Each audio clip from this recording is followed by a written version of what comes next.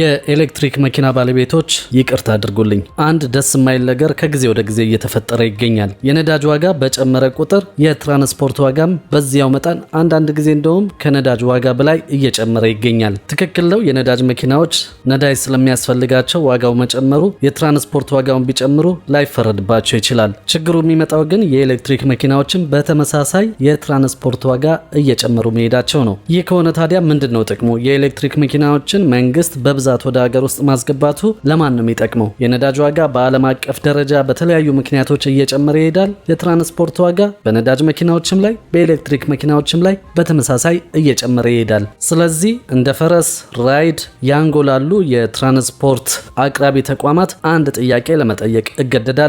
ለመሆኑ እስከ መቼ ነው ለኤሌክትሪክና ለነዳጅ መኪናዎች በተመሳሳይ የትራንስፖርት ዋጋ እየጨመረ የሚሄደው የሚል ጥያቄን ለማንሳት እገደዳለሁ። ይህ ጥያቄ ደግሞ የኔ ብቻ ሳይሆን የብዙዎች ጥያቄ በመሆን ላይ ይገኛል። በተለይም አሁን በየዕለቱ የነዳጅ ዋጋ እየጨመረ ባለበት ጊዜ ሰዎች አማራጭ እንዳያገኙ ምንም አይነት መፍትሄ እንዳይኖረው እየሆነባቸው ነው። ይገባኛል። ኢትዮጵያ ውስጥ ሁሉም ነገር እየጨመረ ነው። የምግብ ዋጋ ይጨምራል፣ የትምህርት ቤት ክፍያ ዋጋ ይጨምራል፣ የመኪኖች ስፔር ፓርት ዋጋ ከጊዜ ወደ ጊዜ እየጨመረ ነው። ኢንፍሌሽኑ በአንድ በኩል በከፍተኛ ሁኔታ እየጨመረ ነው። መንግስት እንኳን ከሰሞኑ የሀገሪቱ ኢንፍሌሽን ባለፉት ጥቂት ሳምንታት ብቻ በከፍተኛ ሁኔታ እንደጨመረ አምኗል። ይህ በመንግስት በኩል እየታመነው ነው። በዕለት ተዕለት ህይወታችን ይህንን የምናየው ደግሞ ምን ያህል ዋጋው እየጨመረ እንደሆነ የምንመለከተው ጉዳይ ነው። ከዚህ በተጨማሪ የመኪኖች ዋጋ ጨምሯል። በተለይም ደግሞ የኤሌክትሪክ መኪናዎች የባትሪ ዋጋም በከፍተኛ ሁኔታ እንደሚጨምር የሚጠበቅ ጉዳይ ነው። እንደ ፈረስ ያንጎ ራይድ ያሉ የትራንስፖርት አቅራቢዎችም የሚያስከፍሉት ታሪፍ መጨመሩ የሚጠበቅ ጉዳይ ነው። ይህ የሚያከራክር ጉዳይ አይደለም። በተለያየ መንገድ ኑሮ እየጨመረ መሆኑ ማንንም የሚያከራክር ጉዳይ አይደለም። አንድ ችግር ግን አለ።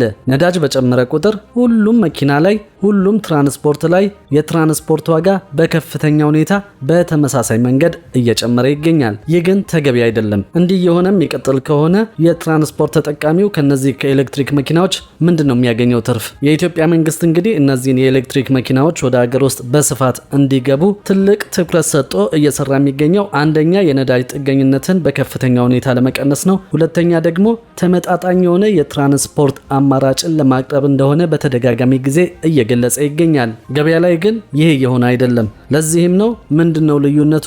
ለሰፊው ማህበረሰብስ ምንድነው ጥቅሙ የሚል ጥያቄን የሚያስነሳው። በቅርቡ አንድ ጓደኛዬ ወደ ኬንያ ሄዶ በነበረበት ጊዜ የተመለከተውን ነገር አጫውቶኛል። ኬንያ ውስጥ ሞተር ሳይክሎች ሁለት አይነት ናቸው። በኤሌክትሪክ የሚሰሩና በነዳጅ የሚሰሩ ሞተር ሳይክሎች በስፋት ገበያ ውስጥ አሉ። ሆኖም ግን በኤሌክትሪክ የሚሰሩት ሞተሮች ዋጋቸው ዝቅተኛ መሆኑንና ህብረተሰቡን በፈለገው መልኩ ማለትም መክፈል ከቻለ በነዳጅ በሚሰሩት ሞተሮች የማይችል ከሆነ ደግሞ ረከስ በሚሉት በኤሌክትሪክ ሞተሮች እየተጠቀመ እንደሚገኝ ነው ይህ ጓደኛ ያጫወተኝ። ይህ የሆነበት ዋነኛው ምክንያት ደግሞ ምንድነው?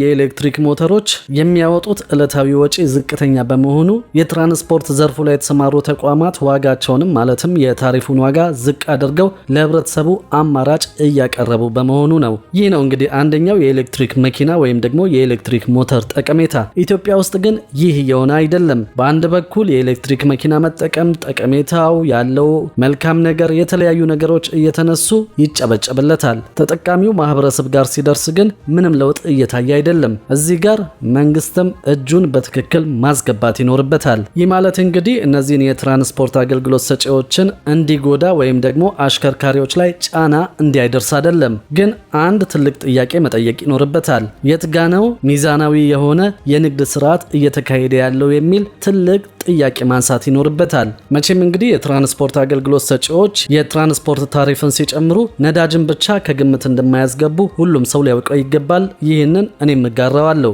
ዋጋ ሲጨምሩ የነዳጁን፣ የስፔር ፓርቱን፣ የኢንፍሌሽኑን የተለያዩ ነገሮችን ከግምት በማስገባት የትራንስፖርት ዋጋ ላይ ጭማሪ ሊያደርጉ ይችላሉ። ይህንን ሲያደርጉ ግን አንድ ነገር ቢያንስ ለኤሌክትሪክ መኪናዎች መቀነስ ይኖርባቸዋል። እሱም ምንድነው?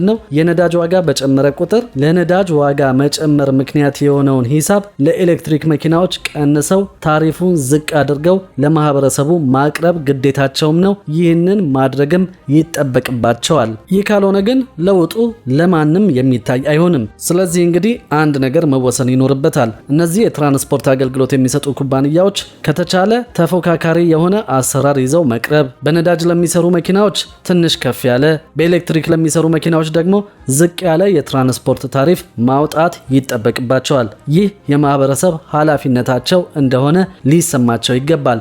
ይህንን የማያደርጉ ከሆነ ደግሞ መንግስት እጁን አስገብቶ እነዚህን ነገሮች ማስተካከል ይኖርበታል። በቀን ለነዳጅ በርካታ ሺህ ብሮችን የሚያወጡ አሽከርካሪዎችና ጥቂት 100 ብሮችን የሚያወጡ አሽከርካሪዎች እኩል የሆነ ክፍያ መቀበል አይኖርባቸውም። ዋናው ጉዳይም ዋናው ነጥብም ይሄኛው ነው። ስለዚህ በተለይ እንዳሁኑ ነገሮች ውድ የሆኑ የነዳጅ ፍላጎት በጨመረ ቁጥር ነዳጅ ገበያ ውስጥ እንደ ልብ በማይገኝበት ጊዜ ከተቻለ የትራንስፖርት አቅራቢዎች ዋጋውን ዝቅ ማድረግ፣ ካልሆነም ደግሞ መንግስት በራሱ መንገድ በዚህ ጉዳይ ላይ ጣልቃ ገብቶ ዋጋውን ዝቅ በማድረግ ለህዝቡ አማራጮችን ማቅረብ ይኖርበታል የሚለው የዛሬው ትዝብቴ ነው። እስቲ በዚህ ጉዳይ ላይ ያላችሁን ሀሳብና አስተያየት በሀሳብ መስጫው ላይ ጻፉልን። በተለይም ደግሞ የኤሌክትሪክ መኪና አሽከርካሪዎች በዚህ ጉዳይ ላይ ያላችሁን ሀሳብ ብትሰጡን ሀሳባችሁን ይዘን በሚቀጥለው ጊዜ በተሻለ አማራጭ ለመምጣት እንሞክራለን።